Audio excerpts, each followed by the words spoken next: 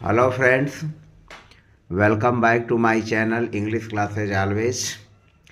इस वीडियो में मैंने कंजंक्शन के रूप में बट को लिया है और बट के कई अर्थों को हमने यूज करने के बारे में चर्चा किया है। जैसा कि आप देख रहे हैं, बट के जो हिंदी मीनिंग्स होते हैं उनमें बट का अर्थ होता है लेकिन, पर या परंतु। फिर बट का अर्थ सिवाय, अलावा, सिवा को छोड़कर। बट का अर्थ बल्कि भी होता है, बट का अर्थ केवल मात्र भी होता है और बट का यूज आपत्ति और विरोध करने के रूप में भी किया जाता है। तो बट के यूज केवल कंजंक्शन के ही रूप में नहीं होते। हम इस वीडियो में मैंने बट के प्रयोग को as a conjunction, as a preposition, as an adverb और एज अ नाउन के रूप में भी किया है।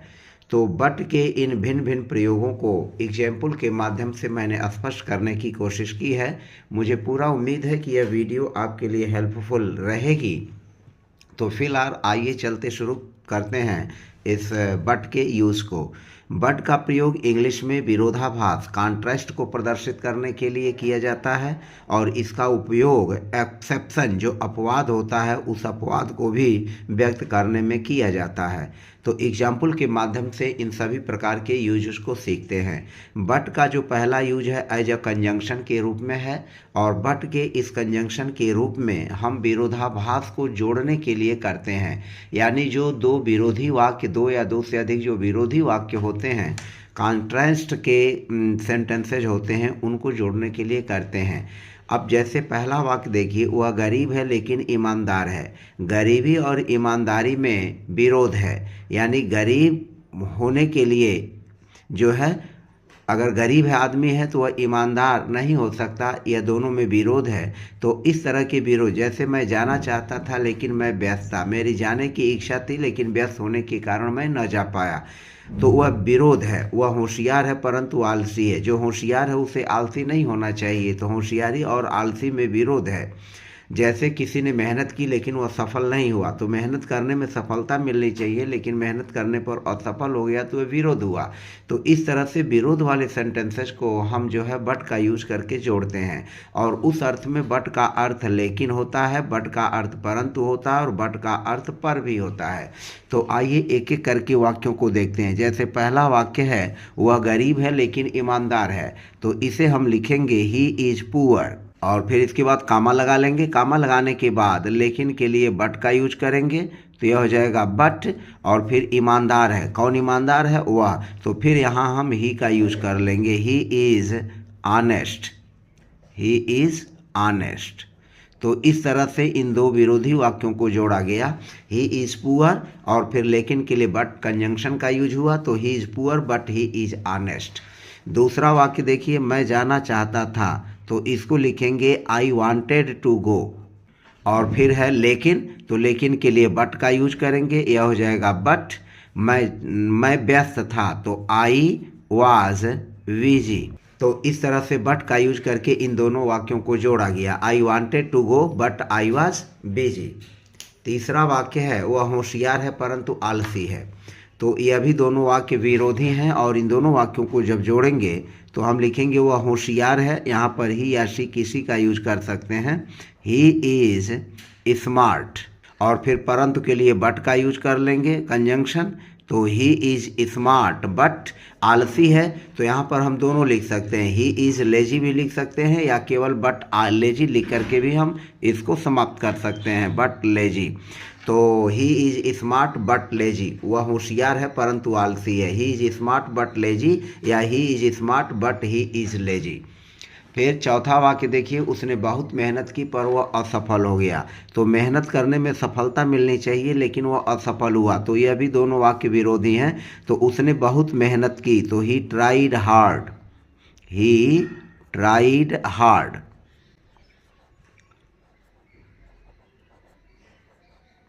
और पर के लिए बट का यूज कर लेंगे, तो यह हो जाएगा बट। वह असफल हो गया, ही फेल्ड। यह पास्ट इंडेफिनिट टेंस का सेंटेंस है। उसने बहुत मेहनत की, he tried hard, past indefinite, और पास्ट इंडेफिनिट में यह क्रिया का सेकेंड फॉर्म, ट्राई का ट्राइड हो जाएगा तो ही ट्राइड हार्ड, पर वह असफल हो गया तो फेल का सेकेंड फॉर्म हो जाएगा फेल्ड, बट ही फेल्ड, तो he tried hard but he failed. हमारा पांचवा वाक्य है बारिश हो रही थी हम फिर भी बाहर खेले, तो बारिश हो रही थी पास्ट कंटिन्यूअस टेंस का वाक्य है, इसको लिखेंगे इट वाज रेनिंग। और परंतु के लिए अगेन हम बट कंजंक्शन का यूज कर लेंगे, बट हम फिर भी बाहर खेले तो वी और फिर भी के लिए हो जाएगा स्टील, स्टील का यूज कर लेंगे फिर भी के लिए, तो बट वी स्टील प्लेड, यह भी पास्ट इंडेफिनिट टेंस का वाक्य है, क्रिया का सेकेंड फॉर्म जो मेन वर्ब प्ले है उसकी सेकेंड फॉर्म हो जाएगी बट वी स्टील प्लेड। कहाँ खेले? आउटसाइड, तो यह हो जाएगा आउटसाइड, आउटसाइड बाहर, आउटसाइड। तो इस तरह से इन 5 वाक्यों में जो कॉन्ट्रैक्ट के वाक्य हैं, एक दूसरे के विरोधी वाक्य हैं, उसमें बट का यूज कंजंक्शन के रूप में करके इन वाक्यों को जोड़ा गया। इन वाक्यों में देखें बट का यूज एज अ प्रीपोजिशन के रूप में किया गया है, और बट के इस प्रयोग को जब हम प्रीपोजिशन के रूप में करते हैं तो यह एक्सेप्शन दिखाता है, अपवाद दिशा दिखाता है। तो अपवाद को प्रदर्शित करने के लिए, अब अपवाद क्या चीज़ है, जैसे एग्जाम्पल से हम इस बात को क्लियर करते हैं। जान को छोड़कर हर कोई बैठक में आया, तो बैठक में सभी लोग सम्मिलित हुए, लेकिन कौन सम्मिलित नहीं हुआ? जान नहीं हुआ। तो बैठक में न सम्मिलित होने के लिए यहाँ पर जान अपवाद हो गया। तो जान को छोड़कर हर कोई बैठक में आया, तो अब जैसा कि देख रहे हैं बट का यहाँ मीनिंग हुआ को छोड़कर, तो हर कोई, पहले हम लिखेंगे हर कोई, तो यहाँ हो जाएगा every one, every one, every one हो गया। और एवरी वन के बाद क्या है? जान को छोड़कर, तो को छोड़कर बट हो जाएगा, एवरी वन बट जान। अब जान जो है बैठक में भाग नहीं लिया, तो एवरी वन बट जान, यानी जान को छोड़कर attended the meeting, attended the meeting, यह हो जाएगा अटेंडेड द मीटिंग, यानी जान को छोड़ करके हर कोई मीटिंग में सम्मिलित हुआ। यहाँ तो एवरीवन बट जान अटेंडेड द मीटिंग। दूसरा वाक्य देखें, दूसरा वाक्य क्या है? उसने सलाद को छोड़कर सब कुछ खा लिया, तो उसने सब कुछ खा लिया, उसने सब कुछ खा लिया क्या? सलाद को छोड़कर। तो सबसे पहले हम लिखेंगे उसने सब कुछ खा लिया, तो ही या शी किसी का यूज करते हैं, तो ही एट एवरीथिंग,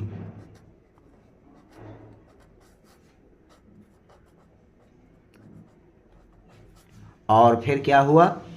सलाद को छोड़कर, तो को छोड़कर हम यहाँ पर यूज करेंगे बट का, बट और फिर सलाद, तो यह हो जाएगा but the salad, but the सलाद।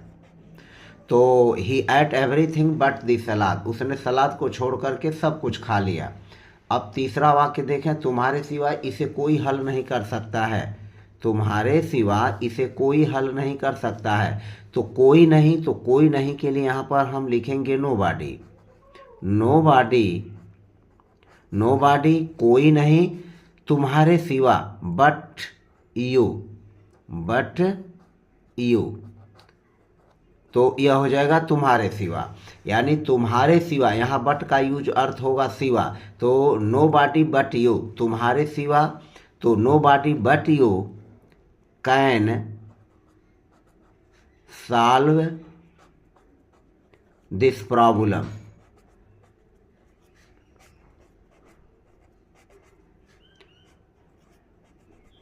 तो यह हो गया nobody but you can solve this problem, तुम्हारे सिवा इसे कोई हल नहीं कर सकता, nobody but you can solve this problem. फिर अगला वाक्य है, एक छात्र को छोड़कर सभी परीक्षा में सम्मिलित हुए, तो यहाँ हो गया सभी परीक्षा पास हो गए, सॉरी, एक छात्र को छोड़कर सभी परीक्षा पास हो गए, तो सभी परीक्षा पास हो गए, और किसको? एक छात्र को छोड़कर, तो पहले हम सभी लिखेंगे आल, आल, और उसके बाद क्या हो रहा है? को छोड़कर, तो आल को छोड़कर, यहाँ को छोड़कर के लिए लिखेंगे बट, तो आल बट एक छात्र को, वन स्टूडेंट, वन स्टूडेंट। तो यह हो जाएगा ऑल बट वन स्टूडेंट, एक छात्र को छोड़कर परीक्षा पास हो गए, तो passed the examination, passed the examination. या तो हम पूरा एग्जामिनेशन लिखें या तो शॉर्ट में भी लिख सकते हैं, दोनों हम यूज कर सकते हैं, एग्जामिनेशन। तो all but one student pass the examination, एक छात्र को छोड़कर सभी परीक्षा पास हो गए। अगला है वह सच के सिवा कुछ नहीं जानता है, तो इसको लिखेंगे वह कुछ नहीं जानता है, तो he knows nothing, he knows nothing.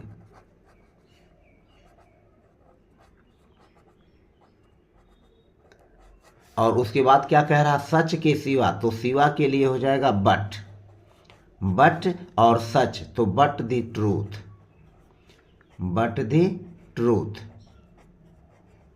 He knows nothing but the truth, वह सच के सिवा कुछ नहीं जानता है, he knows nothing but the truth. तो इस तरह से इन 5 वाक्यों में हमने बट का यूज एज अ प्रीपोजिशन के रूप में किया, जिसमें एक्सेप्शन, अपवाद को दर्शाया जाता है। अब अगला यूज है बट का एज एन एडवर्ब के रूप में। तो एज एन एडवर्ब के रूप में हम बट का यूज कैसे करेंगे, तब उसका अर्थ होता है केवल या मात्र, जिसको जस्ट या ओनली के रूप में होता है। और इस अर्थ में बट जो होता है लिमिटेशन यानी सीमित का भाव व्यक्त करता है। तो बट का यूज सीमित का भाव व्यक्त करने में जब हम केवल या मात्र का यूज करते हैं, तब उसमें जो है ये यूज किया जाता है। जैसा देखें, वह केवल एक बच्चा है, तो ही, यह हो जाएगा ही इज, और फिर जब केवल एक बच्चा है, he is but, but means केवल, और फिर a child, he is but a child, he is but a child. दूसरा है जीवन मात्र एक सपना है, तो यह हो जाएगा लाइफ इज, जीवन है क्या, मात्र, यानी but, but a dream, but a dream. तो मात्र हो गया बट, तो life is but a dream, जीवन मात्र एक सपना है। यह केवल एक छोटी सी गलती थी, तो यह हो जाएगा यह एक छोटी सी गलती थी, तो इसको लिखेंगे it was, it was but, but means केवल, तो it was but, it was but a mistake, it was but a mistake. तो यह हो गया यह केवल एक छोटी सी गलती थी, it was but a mistake. तो इन सभी वाक्यों में जो है बट का यूज लिमिटेशंस के रूप में केवल और मात्र के अर्थ में किया जा रहा है, जो कि एडवर्ब के रूप में है। शी कुड डू नथिंग, वह रोने के सिवा कुछ नहीं कर सकी, तो she could do nothing but cry, she could do nothing but cry, तो वह रोने के सिवा कुछ न कर सकी। अब यहाँ पर देखें जो बट का यूज किया गया है, बट के बाद जो क्राई का हम यूज करेंगे वर्ब का, वह बेस फॉर्म में ही करेंगे, यानी V1 फॉर्म में करेंगे। इसमें हम क्राई में ING नहीं जोड़ेंगे और बट के पहले टू क्राई भी नहीं लिखेंगे, यानी न तो इसका इन्फिनिटी रूप यूज होगा और न तो इसका जीरंड रूप यूज होगा, और क्राई के वर्ब के किसी भी फॉर्म का यूज नहीं होगा, तो केवल क्राई का बेस फॉर्म यूज होगा। तो she could do nothing but cry, वह रोने के सिवा कुछ न कर सकी। अब यहाँ पर देखें फिल्म मात्र एक साधारण थी, तो इसको लिखेंगे the movie, the movie was but, the movie was but average, the movie was but average. Film मात्र साधारण थी, फिल्म जो थी मात्र साधारण थी, तो the movie was but average. Film हमारा सब्जेक्ट हो गया, फिर वर्ब के रूप में वाज हुआ, और मात्र साधारण तो बट का यूज और एवरेज का यूज हो गया। तो इन सिंपल वाक्यों के माध्यम से बट का यूज भिन्न भिन्न अर्थों में आप आसानी से समझ सकते हैं।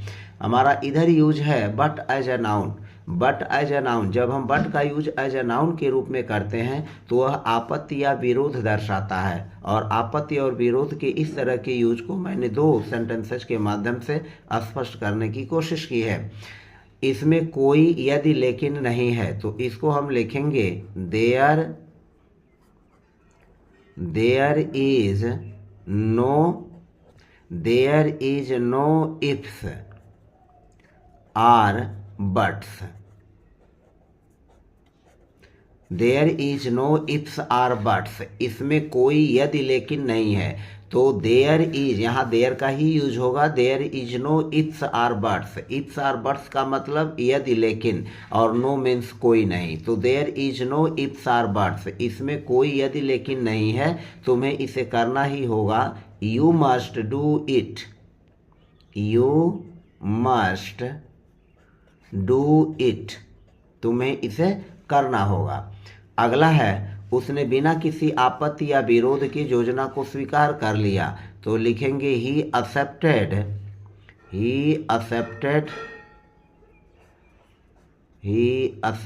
द प्लान, योजना को उसने स्वीकार कर लिया। He accepted the plan.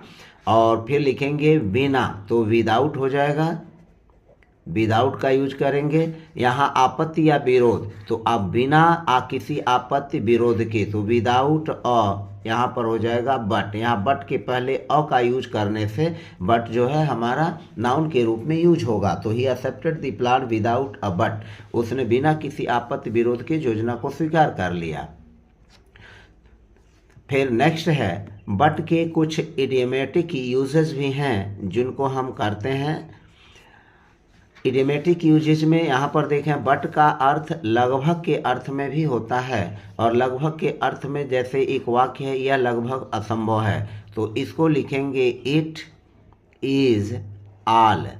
It is all, यह लगभग असंभव है। It is all impossible, it is all impossible.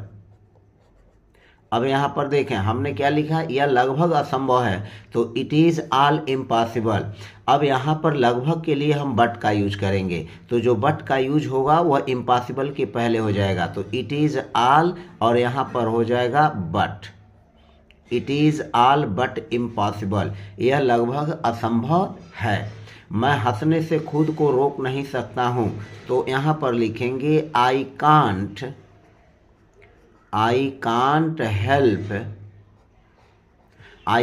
Help, मैं रोक नहीं सकता हूँ हंसने से खुद को, तो यहाँ पर हो जाएगा but laugh. I can't help but laugh, मैं हंसने से खुद को रोक नहीं सकता हूँ। तुम इंतज़ार करने के सिवा कुछ नहीं कर सकते हो, तो यहाँ पहले लिखेंगे तुम कुछ नहीं कर सकते हो। You can't do anything. You can't do anything. तुम कुछ नहीं कर सकते हो क्या, सिवा। तो सिवा का मतलब हो जाएगा बट का यूज, बट वेट, इंतजार करने के सिवा। तो you can't do anything but wait। यहाँ बट के बाद वेट, वेट में वेटिंग नहीं आईएनजी नहीं जोड़ेंगे, या वेट के पहले टू। इसी तरह से लाभ के पहले टू या लाभ में आईएनजी नहीं जोड़ेंगे। तो तुम इंतजार करने के सिवा कुछ नहीं कर सकते, you can't do anything but wait. तो इस तरह से हमने बट के यूजेज को एज ए कंजंक्शन के रूप में, एज अ प्रीपोजिशन के रूप में, एज एन एडवर्ब के रूप में, और एज ए नाउन के रूप में, और फिर कुछ इडियमेटिक यूजेज आप बट को सीखा। मुझे पूरा उम्मीद है कि इस वीडियो में, जो थोड़ी लंबी ज़रूर रही, लेकिन इस वीडियो के माध्यम से आपने बट के यूज को भिन्न भिन्न अर्थों में सीखा अच्छी तरह से। तो मुझे पूरा उम्मीद है कि आपको वीडियो हेल्पफुल लगी। यदि आप मेरे चैनल को पहली बार विजिट आपने किया है, तो प्लीज़ चैनल को सब्सक्राइब कर लीजिए, प्रेस बेल आइकन भी कर दीजिए, ताकि आपको मेरे वीडियोस के नोटिफिकेशंस आपको समय समय पर मिलते रहें। मिलते हैं नेक्स्ट वीडियो में नेक्स्ट टॉपिक के साथ, तब तक के लिए बाय बाय।